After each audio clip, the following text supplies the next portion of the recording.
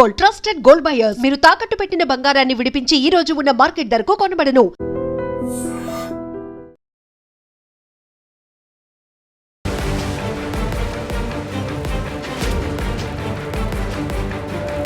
నమస్కారం, welcome to I dream. నేను మీ సంగీత.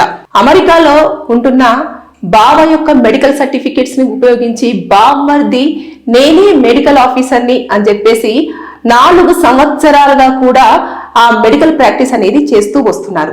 అయితే ఈ విషయం ఎలా బయటపడింది అనంటే, ఎవరైతే వాళ్ళ ఓన్ సిస్టర్ ఉందో తను ఈ సర్టిఫికేట్స్ అన్ని ఫేక్, ఇవి మా తమ్ముడు సర్టిఫికేట్స్ కాదు, ఇవి నా హస్బెండ్ సర్టిఫికేట్స్, తను అమెరికాలో ఉంటున్నాడు, ఆ సర్టిఫికేట్స్ పెట్టేసి ఇలా నేను డాక్టర్ అని చెప్పేసి సేవలు అందిస్తున్నారు అని చెప్పడంతో ఈ యొక్క సంఘటన బయటికి వెలుగు చూడడం జరిగింది. అయితే ఇలాంటివి జరిగినప్పుడు ఎలాంటి శిక్షలు ఉంటాయి అంటే, ఇప్పుడు డాక్యుమెంట్స్ అయితే అతనివి కాదు, చదివిన అతను వేరు, నేను డాక్టర్ అని చెప్పుకొని తిరుగుతున్న అతను వేరు.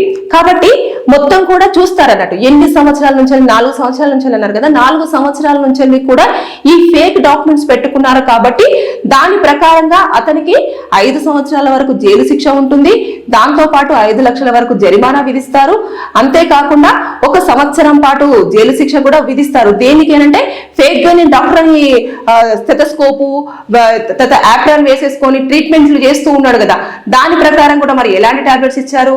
అంతేకాకుండా ఆ 4 సంవత్సరాలలో కూడా ఎవరైనా ప్రాణాలను కోల్పోవడం జరిగిందా, అతని ఏమైనా సర్జరీస్ కి ఏమైనా అప్రోచ్ అయ్యాడా, లేదు అని అనుకుంటా ఓన్లీ మెడిసిన్స్ వరకే ఆగిపోతున్నా, ఆ మెడిసిన్స్ ఎక్కడి నుంచో చూసి రాయడం జరుగుతుంది, ఇప్పుడు ఇతని దగ్గరికి ఎంతమంది పేషెంట్స్ వస్తున్నారు అని చెప్పేసి ఇవన్నీ ప్రతిదీ కూడా. అంతేకాకుండా ఎవరైతే బావ ఉన్నారో ఆ బావ యొక్క ప్రమేయం ఇక్కడ ఏమైనా ఉందా, తనేమైనా యూజ్ చేసుకొని నువ్వు పెట్టేసుకో, ఎవరు గుర్తిస్తారు అని చెప్పేసి అన్నారా, ఇవన్నింటిని కూడా ఇప్పుడు పోలీసులు పూర్తి స్థాయిలో దర్యాప్తు చేస్తారు. చేసిన తర్వాత చాలా కేసులు ఇందులో ఇన్వాల్వ్ అవుతాయి. చీటింగ్ ఒకటి వస్తుంది, తర్వాత నెక్స్ట్ ఫేక్ డాక్యుమెంట్స్ చూపించుకోవడం ఒకటి వస్తుంది, ఫేక్ డాక్టర్ గా చలామణి అవడం ఒకటి వస్తుంది, తర్వాత నెక్స్ట్ ఎవరైనా ప్రాణాలు కనుక ఇతని ట్రీట్మెంట్ వల్ల కోల్పోయినట్లయితే దాని ప్రకారంగా కొన్ని కేసులు అట్రాక్ట్ అవడం జరుగుతుంది. ఇలాంటివన్నీ కూడా చాలా పలు రకాల సెక్షన్స్ లలో కూడా అతను శిక్షను అనుభవించడానికి అర్హులయ్యే అవకాశాలు ఉంటాయి, ఎక్కడ ఎంక్వైరీ పూర్తి స్థాయిలో అయినప్పుడు. ఎందుకంటే 4 సంవత్సరాల నుంచి కూడా డాక్టర్ అని చెప్పుకొని తిరుగుతూ ఎక్కువగా సంపాదిస్తున్నాడు. కాబట్టి ఈ విషయం ఎవరికి తెలియట్లేదు. ఈ సర్టిఫికేట్స్ అన్ని కూడా తన హస్బెండ్ ఇవి, కానీ మా తమ్ముడు ఇలా పెట్టుకుంటున్నాడు అని చెప్పేసి అన్న కారణంతో ఆవిడ చెప్పడం వల్ల బయటకు వచ్చింది. కానీ లేకపోతే అంటే సంపాదన ఎక్కువగా సంపాదించడము, అతను డాక్టర్ అని చెప్పేసి ఎక్కువగా అందరూ గుర్తించడము, అతను ట్రీట్మెంట్ చేస్తున్న ఈ 4 సంవత్సరాలలో కూడా ఇది బయటికి రాకపోవడం అనేది కూడా చాలా విచిత్రంగా ఉంది. అంటే అతను అంత జాగ్రత్తగా అంటే జాగ్రత్తగా తీసేసుకొని మెడిసిన్స్ అనేది ఇవ్వడం కానివ్వండి, ఇంజెక్షన్స్ అనేది ఇవ్వడం కానివ్వండి, ఇలాంటివి ఉంటుంది కదా డాక్టర్ అన్నప్పుడు. మరి ఏం చేస్తున్నాడు ఏంటిది అనేది కూడా పూర్తి స్థాయిలో ఇప్పుడు మొత్తం ఎంక్వైరీ చేస్తారు పోలీసులు. చేసిన తర్వాత అప్పుడు ఐపీసీ సెక్షన్స్ కింద కానివ్వండి, ఏమైనా క్రిమినల్ కేసు అయితే క్రిమినల్ కేసుల కింద కానివ్వండి, సెక్షన్స్ అనేవి అట్రాక్టివ్ చేస్తారు. అప్పుడు మొత్తం పూర్తి స్థాయిలో తీసుకెళ్లి దర్యాప్తు చేసిన తర్వాత కోర్టులో ప్రొడ్యూస్ చేస్తారు. చేసిన తర్వాత అప్పుడు అతనికి ఎలాంటి పనిష్మెంట్ ఉంటుంది అనే దానిపైన ఈ యొక్క సెక్షన్స్ ఏవైతే ఉంటాయో వాటి మీద డిపెండ్ అయి ఉంటుంది.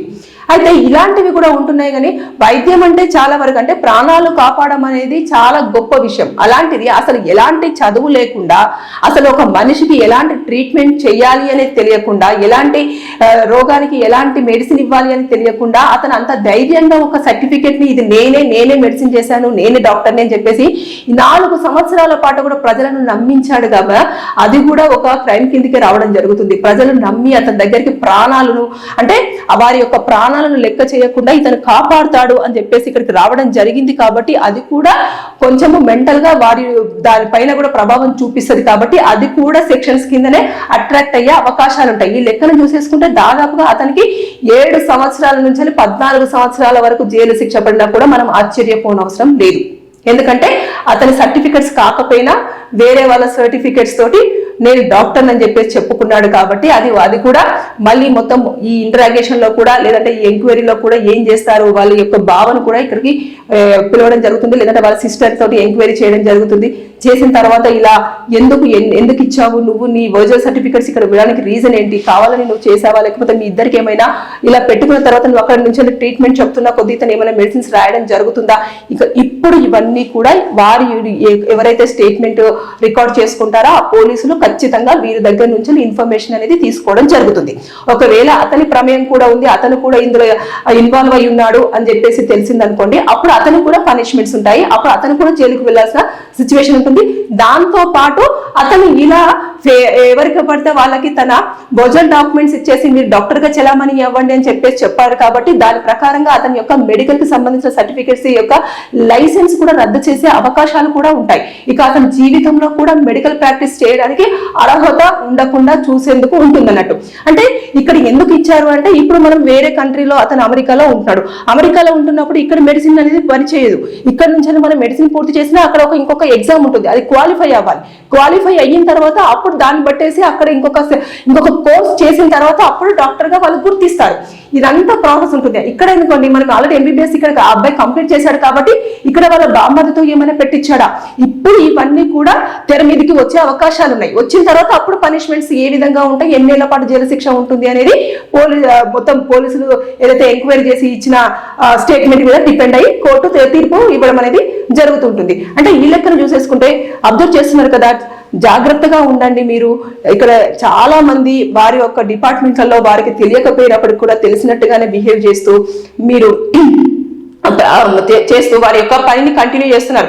ఇది ప్రాణంతో చెలగాటమే. అంటే ఇప్పుడు సపోజ్ ఒక పర్సన్ కి హార్ట్ స్ట్రోక్ వచ్చేసింది, ఆ బీట్ సరిగ్గా స్లో డౌన్ అయిపోయింది. అయినప్పుడు అతను డాక్టర్ కానప్పుడు ఒకవేళ ఆయన పెట్టిన హాస్పిటల్ దగ్గరికి తీసుకెళ్లి ఉండుంటే పరిస్థితి ఏ విధంగా ఉంటుంది, అతనికి ట్రీట్మెంట్ తెలియదు. సరైన టైంలో అక్కడ నుంచి ఎవరినో ఒకరిని హెల్ప్ తీసుకుందామంటే వారు అందుబాటులోకి రాకపోతే ఇక్కడ ప్రాణం కోల్పోయినట్టే కదా. అప్పుడు ఏమంటారు, ఈజీగా నెట్టేస్తారు. హార్ట్ స్ట్రోక్ చాలా తీవ్ర స్థాయిలో వచ్చింది కాబట్టి అతను గుండె జబ్బుతోనే చనిపోవడం జరిగింది అని చెప్పేసి ఒకటి మెడికల్ సర్టిఫికేట్ అనేది ఇవ్వడం జరుగుతుంది. కానీ అక్కడ ఏం జరిగింది, అసలు నాలెడ్జ్ లేని పర్సన్ యొక్క హాస్పిటల్కి మీరు తీసుకెళ్లడం వల్ల ఇలాంటివి జరిగాయి. కాబట్టి ఎప్పుడైనా సరే అక్కడ కూర్చున్న పర్సన్ కానివ్వండి, మెడికల్ సర్టిఫికేట్ ఉన్న పర్సన్ కానివ్వండి, కరెక్టా కాదా అనేది పూర్తి స్థాయిలో తెలుసుకోండి.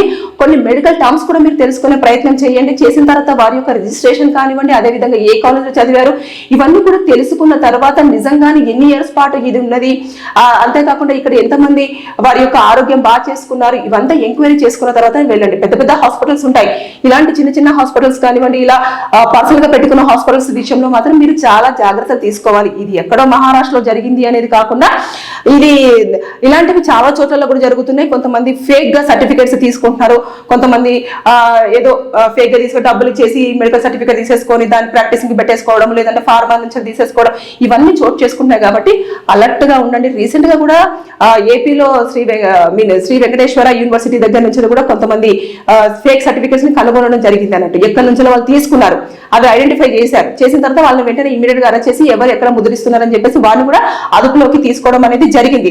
అంటే ఇలాంటి ఫేక్ సర్టిఫికేట్స్ వల్ల వాళ్ళు లేని వారి యొక్క ఐడెంటిటీని వాళ్ళు పొందడం జరుగుతుంది. కాబట్టి మనము ఎప్పటికప్పుడు అప్రమత్తంగా ఉండాలి, జాగ్రత్తలు వహించాలి. ముఖ్యంగా డాక్టర్స్ విషయంలో మాత్రం చాలా కేర్ తీసుకోవాలి. ఎందుకంటే మనకు ఆరోగ్యం లేకుండానే లేకపోతేనే డాక్టర్స్ దగ్గరికి అప్రోచ్ అవుతాం.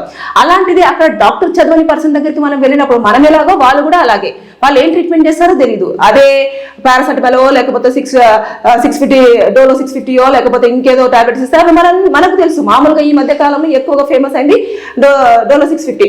సో ఇలాంటివన్నీ జరుగుతాయి. కాబట్టి ఎట్టి పరిస్థితుల్లో ఎప్పుడైనా సరే ఇది మహారాష్ట్రలో కొత్తగా చోటు చేసుకున్నది, బయటికి రావడం జరిగింది. ఇలాంటివి ఇంకా పలు చోట్లలో కూడా ఉన్నాయి. కాబట్టి అంతేకాదు, ఈ హైదరాబాద్ లో రీసెంట్ గా ఐవీఎఫ్ సెంటర్ ని కూడా మన వాళ్ళు సీజ్ చేయడం జరిగింది. అక్కడ స్పర్మ్ తర్వాత ఎగ్స్ కూడా కలెక్ట్ చేస్తున్నారు. అదంతా ఫేక్ సర్టిఫికేట్స్, ఒకరి సర్టిఫికేట్స్ పెట్టేసుకొని ఒకరు హాస్పిటల్ రన్ చేస్తున్నారు అని చెప్పేసి కూడా బయటికి రావడం జరిగింది. అంటే ఇలాంటివన్నీ ఎక్కువగా చోటు చేసుకుంటున్నాయి. కాబట్టి మనం ఎప్పటికప్పుడు ఇన్ఫర్మేషన్ తీసుకొని మన యొక్క ప్రాణాలు అక్కడికి వెళ్తే సురక్షితంగా ఉంటాయా లేదా అన్నది తెలుసుకున్న తర్వాతనే ఆ హాస్పిటల్కి వెళ్ళాలి. ఇలాంటివి చోటు చేసుకుంటున్నాయి కాబట్టి మనమే జాగ్రత్తలు తీసుకోవాలి. ఏదేమైనా సరే కానీ స్వంత సిస్టరే బ్రదర్ ఇలా ఫేక్ సర్టిఫికేట్స్ తోటి 4 సంవత్సరాల నుంచి మెడికల్ ట్రీట్మెంట్ చేస్తున్నాడు అని చెప్పేసి బయటికి ఆ విషయాన్ని చెప్పడం తోటి ఆ యొక్క స్కామ్ అనేది బయటికి రావడం జరిగింది. కానీ లేకపోతే ఎన్ని ప్రాణాలు పోయేటివి, ఇది ఎన్ని సంవత్సరాల పాటు కంటిన్యూ అయ్యేది. కాబట్టి మనం ఎప్పటికప్పుడు అప్రమత్తంగా ఉండాల్సిన అవసరం ఎంతైనా ఉంది. Be careful. Thank you. And for more videos, please subscribe to iDream. Please subscribe to iDream. Please subscribe iDream. And please subscribe to iDream. For more videos, subscribe to iDream. please like, share and subscribe to the channel. Congratulations, iDream. Subscribe to iDream. Subscribe to iDream. So subscribe to iDream Media. iDream team andarki huge congratulations. Please subscribe iDream Media. Please subscribe to iDream. Subscribe iDream. Please subscribe to iDream. I dream అంటే నా కళల ఛానల్ను subscribe చేసుకున్న నోరు తిరుగుతలేదు, మీరైతే గంట గుర్తు కొట్టండి. For more such videos, please subscribe to iDream. Subscribe to iDream. Please subscribe to iDream. Please subscribe iDream Media. Please do subscribe to iDream. Please subscribe to iDream Media. For best entertainment and information, please subscribe iDream. And don't forget to subscribe to iDream.